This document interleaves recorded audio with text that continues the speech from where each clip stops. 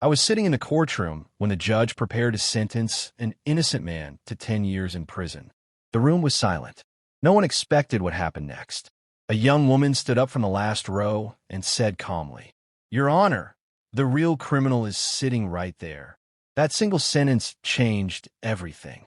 The man on trial was Daniel Carter, around 40 years old. For more than a decade, Daniel worked as a night janitor in a large corporate office downtown. He wasn't loud. He wasn't ambitious. He showed up, cleaned the floors, emptied trash cans, and went home before sunrise. Most executives didn't even know his name. Then one morning, the company announced that $2 million had disappeared from its accounts. Within hours, security footage was released. It showed someone entering the finance department late at night. The face was unclear, but the uniform was obvious. A janitor. By lunchtime, Daniel was arrested. I still remember how calm he looked when they put the handcuffs on him. He didn't argue. He didn't beg. He just kept saying one thing, that he didn't do it. Nobody listened. News channels needed a villain, and Daniel was perfect. A low-level worker with night access and no influence. Social media judged him in minutes. Comment sections were brutal. The story was already written in people's minds. Inside the company, executives pretended to be shocked. The loudest voice demanding justice belonged to the CFO, Richard Collins. He spoke angrily to the press, calling the theft a betrayal and demanding the harshest punishment. What no one knew was that Richard Collins was the one who stole the money. He had cloned Daniel's access card, edited the security footage, and erased the main server logs. Daniel was chosen because no one would fight for a janitor. The trial moved fast. Too fast. The evidence looked clean. Witnesses were confident. But what no one in that courtroom knew was that one tiny digital mistake had already sealed the real criminal's fate.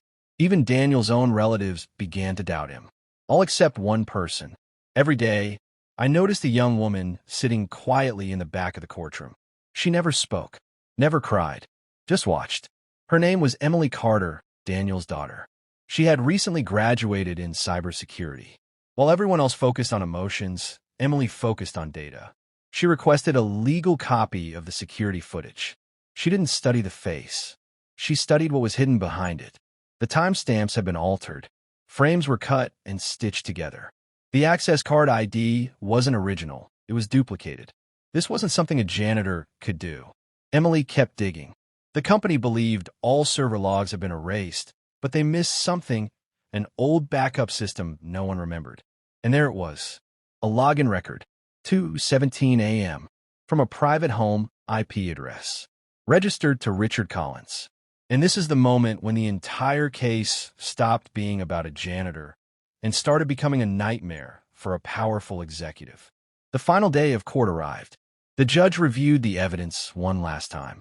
10 years in prison awaited Daniel Carter. That's when Emily stood up.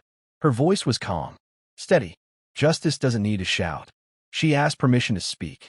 The courtroom murmured. The judge paused and allowed it. Screens lit up. Metadata appeared.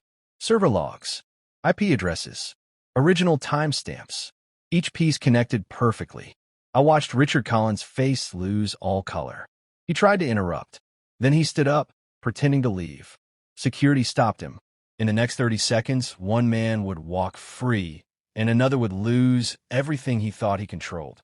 The judge slammed the gavel. All charges against Daniel Carter were dismissed immediately. Then the judge turned toward Richard Collins. He was placed under arrest for fraud, evidence tampering, and obstruction of justice. Cameras flashed. The same man who once demanded justice couldn't say a single word. Daniel walked free that day. But the story didn't end there. The company was fined millions. Richard Collins was sentenced to 18 years in prison.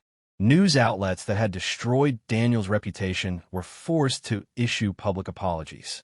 Daniel didn't ask for revenge. He returned to the same building, but not as a janitor.